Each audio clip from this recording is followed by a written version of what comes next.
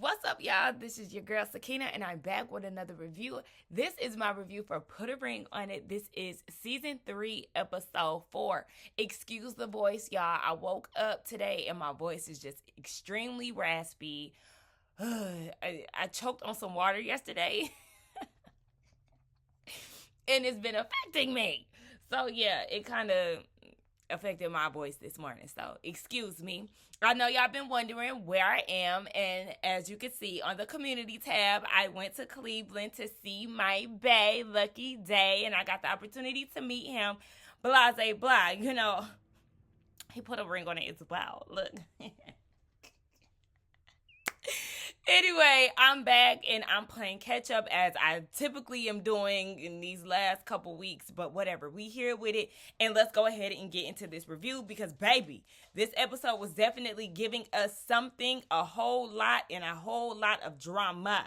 So it picks up where it left off last week with Otis giving Dr. Nicole all kind of sarcasm, being all kind of a-holes, and feels like he isn't being heard by her. He feels like Dr. Nicole hasn't noticed the times that he has been right.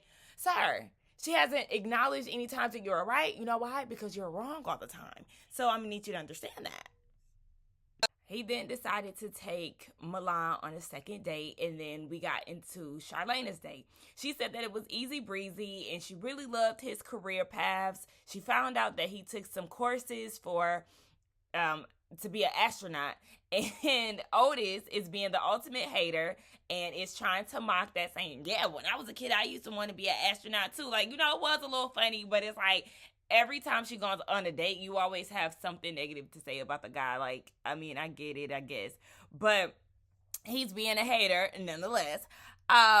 She does want to go on a second date with Brian, and really they're both giving off a tit for tat energy, but I really do think that they genuinely want to go on second dates with their dates.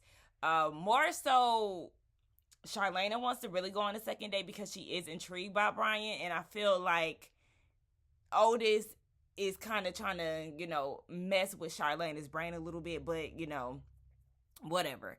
We get into Shorty's second date. And one thing about Miss Ma'am, she gonna bring up how attractive Hollywood is. Like, girl, okay, we get it. That's the first thing out of her mouth every time she describes Hollywood or talks about him. She realizes that the connection is strong, but it's to the point where she had to catch herself sometimes. Like, okay, you gotta pull back a little bit. And she decided not to go on the third date with him because she wants to work on her man.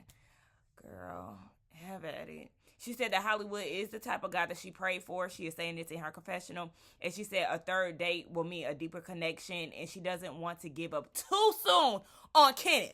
I said, listen here, Miss Ma'am, too soon? Girl, you're just as toxic as he is. You can have at it. Just stop running to us in regards to telling us all these stories about what he's done in the past and all of that. Because, girl, in all reality, you like it. You condoning the bull. And like I said, you keep running back to that talking about some too soon. But then you just told Hollywood that you tried to break up with him several times.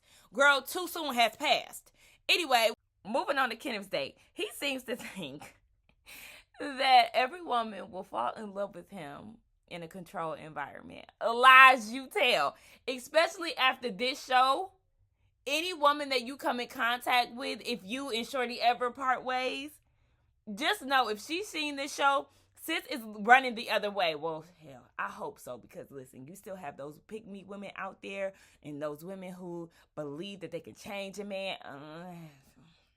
I'm going to say this, women of the world, okay? Atlanta in particular. And we're going to say Baton Rouge, okay? Because that's where he's from. If you see Kenneth, y'all make sure y'all go the other way. Save yourselves, okay? You're going to be avoiding a lot of crazy activity. Run for the hills. Controlled environment, my ass. Fall in love. Child, please. So he decided not to go on a second date, which I'm not mad at because it is a little too close to home. And we just don't need any more chaos and confusion within that household. Shorty being with Kenneth is enough, okay? No additionals, please. Moving on to Shay and Alfonso with his sweaty ass. I usually don't bring things like this up because it's embarrassing to the person. He knows that he was sweating. Child, you can see it. He didn't want to raise a hand. He kept his hands right there in his lap. I seen the titty sweat. I seen it coming from his pits down to his waist side. Child, he was sweating profusely. And it's embarrassing. So I usually don't like to point things out like that. However, he likes to embarrass his girlfriend. So I decided to call his ass out with his old sweaty ass. Anyway, they start talking. We know that Dr. Nicole paid them a visit, and she wants to talk about what infidelity means to them. And Shay says that Alfonso thinks that infidelity is perceived, and that's by, his whole friend situation, these friendly ladies that he has in his life. I'm using air quotes. I know y'all can't see. So he's seen a friend. Shay gives us a story. He's seen a friend out and about, and they was out eating somewhere, and the friend asked him for some money. He digs in his pocket, pulls out some money, and gives it to the woman. In front of Shay was no introduction. Girl, what? So you mean to tell me y'all out having a time, some random lady walks up, says hey to him, and asks him for some money, and he goes and gives it to her? This doesn't make sense to me. And did you have the energy that you had for Miss Ma'am at the end of the episode? Did you have that same energy for the woman that was asking for money? And what did you say to Alfonso? Did you give him that energy as well? Because I'd be damned if you play with me in my face. And that's what it seems like Alfonso likes to do with you, and you accept, because these situations are happening a little too often. He's giving random, I'm using air quotes, random women money at a restaurant. You have women DMing you talking about you need to check your lady parts down at the clinic. You see DMs and pictures of women saying that he's the love of their lives and things of this nature. He's not introducing you to his mother. He is going on family vacays, and let him tell his family don't take trips, but he's going on family vacays with his baby mama, who I believe he's still messing around with. Girl, what is this? Why is you letting this man play in your face on numerous occasions? It just doesn't make sense. So Dr. Nicole notices that they laugh about the situation because that's what they were doing. And she said, but in all seriousness, when Shay talks about these things, she's on the verge of tears. Exactly. So while y'all doing all this laughing and giggling, ain't shit funny. So she said that you need to ask yourself, Alfonso, do you care if it causes her pain? Is it worth it? Is it worth you not being trusted? And we know that he doesn't give a damn because he treats her like a joke and he laughs at every damn thing. So he says that his laugh is more so like a defense mechanism, but he hates to see her hurt. It sounds good. Yeah. Now, do you really hate to see her hurt? Because you continuously do things over and over again to hurt her. So all of that is just you running your mouth. That's it. She said that she never intended to not trust him, but when things turn out to be what she thought it was, and he doesn't try to clear it up or change the opinions of what happened, then what other choice does she have? Dr. Nicole was like, girl, you definitely have a choice. You decide what choice you want to choose. Hello? So Shay says that it's hard to say yes. She's saying this in her confessional. It's hard to say yes to marriage until they have a handle on this perceived infidelity. Let's drop the perceived word. How about that? Let's just leave it as infidelity because he's definitely doing something, okay? All these women are not just coming up to him, calling his name in clubs and things like that, all willy-nilly if nothing was there. And he keeps trying to blame it on these things happening before they actually decided to commit to each other. No. You running around town with Rick Ross, and you mean to tell me you ain't dibbling and dabbling on the road and things of that nature? He's a liar. And you can keep saying perceived infidelity all you want, but you know what it is. Y'all using this to he's giving you this word perceived so you can look like a fool, but you know damn well what's up. Perceive my ass, bitch. You see what you see. Anyway, Dr. Nicole tells the group that they're going on double dates and Shay is ready to act up. So they're all leaving the session. Everybody is in separate cars. And Otis is asking Charlene how she felt about the session. She feels like he had a lot of time to get his words out, but he feels like he had a lot of time to defend himself. Okay, victim, you're definitely not that.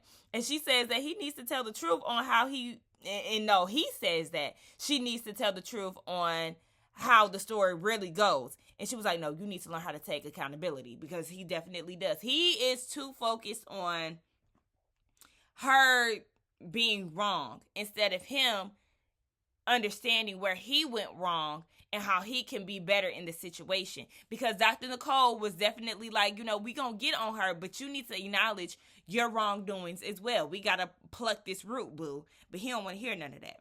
So we see Shay and Alfonso, they're in their car, and Shay is saying that this whole friend deal happens all the time. Even the money thing, it didn't look right, and he claims to not know this woman. What? You claiming to know it. Ooh, ooh, ooh. Her name and number is in your phone. She even got a ringtone. You can't explain that part. Oh my God. Y'all, the vocals are not warmed up today, but if y'all know that song, y'all know it. Drop down in the comments, okay? But anyway, he gonna say, okay, now he's saying that he didn't know this woman. So, introduce you for what? She don't know me, I don't know her. So, you giving money to strangers that's just walking up to you and you don't, he is so full of shit, y'all. Like, what? Shay, are you listening to him? He is a liar. This is what you want? I don't get it. Anyway, Shorty and Kenneth, they in the car. And they so happy that they're not the couple that's in the fire this week. Girl, please, y'all stay in the fire with y'all fiery ass red outfits. Get out of here. Shut up. Ugh. Moving on to these dates. That just made me mad. Like, girl, what? Y'all stay flamed up, girl. Get out. So Charlene and Otis, Sis is in the kitchen taking shots because she getting ready to go on this double date, and she was like, listen, if I'm going to get through this, baby, I need a calm energy. So Otis, he brings up the Dr. Nicole session again, and she feels that they need to be open to what she says. And he thinks that he has been open with his body language and his dryness. Okay. But Joe, the way that you act towards Dr. Nicole in that last session, do you really think that you was being open? You was being very short and dry with her, but you was open. Okay. He says that he needs to work on everything, but he has a very sarcastic tone with it. And I'm like, you don't even know how to have an adult conversation. You're too busy trying to point out Charlene's issues, but like, what? You're a child. So Milan shows up to their house, and the women exchange pleasantries, and Shar was saying that she looks like a little girl, but she's definitely not Otis's type. I said, Otis is getting real spicy in her confessional. Okay, girl. So she then wanted to know if Otis is behaving like a gentleman. So she asked Milan that. And I said, girl, you know damn well you don't care about no damn gentleman behavior. You wanted to know if he was being flirtatious and things of that nature. Now, Milan and Otis are on the way to the yoga studio. That's where the double date is going to be. And she is asking him why she got a second date. And he said that he liked her energy. So then she asked, okay, how do you feel about Charlene going on dates? And he said, as long as a guy isn't disrespecting her, then we cool. I ain't tripping. Liar! We all know how you act. We all seen how you reacted to them flowers and how you punished her and telling her to take a bath. You're very jealous. You're so nasty. You're so rude. And it's scary how these men can easily lie to these women and act as if they're okay with certain things. Last week, Kenneth said that he got a big heart and that was his big flaw. And now Otis is lying, talking about he cool and he ain't tripping about Charlene and going on dates. Nigga, please. So Milan then asks, would you allow someone to kiss her? And if Milan wanted to kiss Otis, could she? And he said that she can try. Wow. Okay, she can try. Okay, so that means that you would allow her to. Just to spite Char. That's what I got. You will allow her to do that just so you can spite Charlene. And you wouldn't tell her, though. I feel like he wouldn't tell her if they really did kiss, of course, because he wants to keep all his wrongdoings in the dark. Yet she has to write a 4-page letter on what happened during her dates. He can't be trusted, guys, but we already know that. So Brian and Charlene arrived to the yoga studio. My sis looked real pretty in her purple. And Brian said in his confessional that he wasn't shocked that he got asked on the second date. Now, Shar is in her confessional calling Milan Otis's daughter. Like, girl, you are really showing your petty side. Cut it out. So Otis is, doing the most, looking at Milan's tats, doing these things to get Charlene's attention. And he's looking at the tats with his tongue out a little bit. And then Brian, he over there stretching Charlene out. I said, oh gosh, here y'all go with this tit for tat bullshit. Now, girl, if he was over there stretching out Milan, you would be in your feelings. But okay, keep it up, girl. So now she's throwing digs about how Otis is doing his yoga positions. And I'm like, girl, stay over here with Brian. And he peeps that she's, being jealous, but he's actually contributing to the mess. This is what Brian is doing. So Otis is trying to go over and kiss Charlene, and she swerves him, and she was like, absolutely not. Go wash your hands, trying to throw it back at him, trying to dish it back.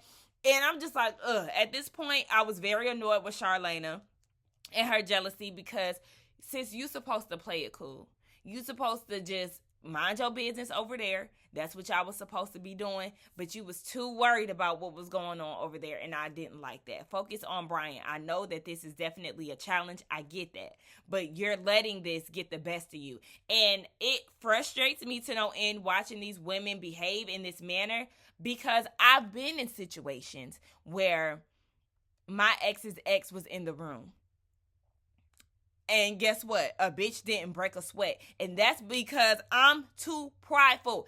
Bitch, you're never going to see me get rattled up. 1, because I don't give a fuck that you're here. And 2, because I'm never going to act that way, especially in public. If I ever feel a way about something, it's going to be behind the scenes. But I just hated that they let these women and men get the best of them in these moments. Like, ugh, at least know how to put on a damn poker face. You pressed as hell. Moving over to Crazy Kenneth and Shorty. Crazy Kenneth is hyping himself up over someone potentially touching her on this double date. Like, calm down. He says that they have something solid, and she rightfully questions that. He don't like when she do things like that, because he feels like he's solely investing in making it work.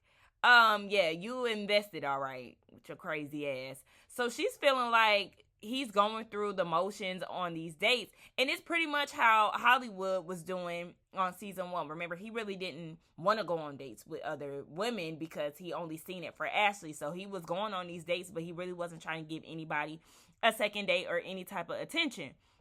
Shorty feels like he's committed to the relationship and not really looking at the reality of it. He's like all into this fairy tale type mindset, and she's like, no, look at where we at. Ain't shit solid over here. And I'm glad she's calling him out, but at the same time, you keep acting like, you would walk away from this situation. And I know that you said that you've tried to break up with him multiple times, but I just doubt that you go anywhere, because there was enough red flags for you to stick around. So what's next? Really, I'm annoyed with them, because it seems like y'all are sabotaging y'all's dates, just like Dr. Nicole told y'all last episode, or whatever episode that was. Y'all definitely having arguments to get each other riled up, to not enjoy dates, and whatever the case may be. Like, y'all need to cut that out. Child, let's go ahead and get into the mess that is Alfonso and Shay. Shay is getting ready for her date, and she's crying because her worst fear is now about to become a reality, seeing her man with someone else. And she's crying. And of course, what is Alfonso doing? Laughing. And he's saying in his confessional, damn, seeing her cry like this is making me realize that this woman is deeply in love with me. And, to the point where she doesn't even want to see him with anyone else. Duh. So we see her with her date. We get introduced to Asar. I really love his name. He's from New York, and he said that he has his shit together. Now, sir, that may be true. However, I'm going to need you to go ahead and get rid of that hairstyle, because you're a little too old for that. Okay, go ahead and lock your hair up and fade away. Give us a fade. But Shay gonna say, all of this for me? Mind you, they down at a local hibachi. Baby, they ain't at Benihana's nowhere special. They just at the hibachi grill. Girl, all of this for me. On did this. Not Asar. On shut this shit down. Not him. But girl, okay. She eating it up and she all flirty with him. And she is his type. He likes open-minded, intelligent, good-looking women. Like I said, she flirting with him and she just likes this whole energy that he giving off. And then we get introduced to Ty Cherie, which is Alfonso's date. Miss Ma'am is from the Dirty D, Detroit. And she likes her men attractive and with a little ambition. Baby, why Alfonso looking like a big red tomato? Y'all remember VeggieTales, the tomato from VeggieTales? That is what he was giving. Like, get out of here with that flashy ass jewelry on, the designer frames. Like, oh my gosh, he is so cringy when he does the most with his outfits. Like, ugh. It's so annoying. I would literally look the other way if I ever seen Alfonso in public and he was trying to talk to me. Like, I think the fuck not. I honestly instantly cringe when I see dudes looking like that. So, Shay is asking Asar where he sees himself in a relationship 5 years down the line. But the date gets interrupted because Alfonso and his date walks in. And, you know, they don't speak. And here goes Shay. Hey! Girl, and this is just where shit goes left. He didn't acknowledge her and she didn't like that. And Asar is trying to calm her down in the meantime, and Alfonso is minding his damn business. Now, Ty Cherie, child, I'm sorry, girl, if you watching this, I'm sorry. Ty Cherie says that Alfonso is gonna be in trouble when he get home because obviously sis is definitely upset on the other end of this damn hibachi grill. So Shay is like, what you say? Oh, you was looking over here. I didn't know if you was talking to me or him. You know damn well that woman was not looking at you. You know. But you just wanted to get some shit started because you're flustered at the fact that your man is with another woman and you're with another man. So you need to go ahead and tend to your date. But child, she just can't do that.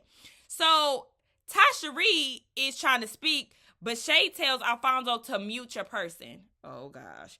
Meanwhile, Asar is visibly uncomfortable. Shay didn't even know what the girl said in her confessional. She thought that she heard the girl say Alfonso's name. And then that just caused her to be confrontational. And she said that Ty Cherie was moving her hands and moving her head and all of this. No, she wasn't. You seen what you wanted to see because you wanted to start some shit. You're very confrontational. And at this point, it's turning me off from you. Like, sis, I'm rooting for you, but this behavior is really starting to piss me the fuck off. So she then gets up as if she's going to fight Ty Cherie. And then she blames it on Alfonso for not asking Ty Cherie to fall back. Are you putting him to the test? Because at this point, you're really acting a damn fool unnecessarily. So Ty says that she's insecure, which is definitely a good call because she's doing the most for no reason. You're acting intimidated by this woman just off of her presence. And she says that it's because she's insecure because she's pretty or whatever the hell. I was like, girl, I mean, it don't matter who the woman is. She's still going to be insecure. Like, dead ass. She's still going to behave the way that she does. It don't matter what the lady looks like. But Alfonso said that Shay must have forgot the assignment because we were supposed to be minding our own dates. And, you know, she must have just not heard that. But Asar felt like he was in a boxing match because he was trying to keep Shay from going across the room over there to Alfonso and his date. And then, what's her name? Shay was trying to act like she was going to leave, but then came over to the girl. And Ty Cherie picked up a damn plate. I said, oh gosh, this is just a hot ass mess. This is too much. This is too much. And this is where the episode ends. Now, I don't think that Shay was going to do anything. I don't think that Ty Cherie wanted to even have any type of back and forth with her because she was trying to, you know, just simply mind her business and be on this date with this man. Shay, like I said, I'm disappointed in you. You keep making me upset. These dates are just getting worse and worse. These episodes are just getting out of hand. Shay, girl, we just I'm gonna keep my opinions for next week, for next review. But let's get down in the comments and talk, y'all. This episode was definitely a whole lot. Y'all let me know what y'all thought about it. Let's get down in the comments and talk. Don't forget to like, comment, and subscribe to my channel. And I will see y'all in the next one. Bye.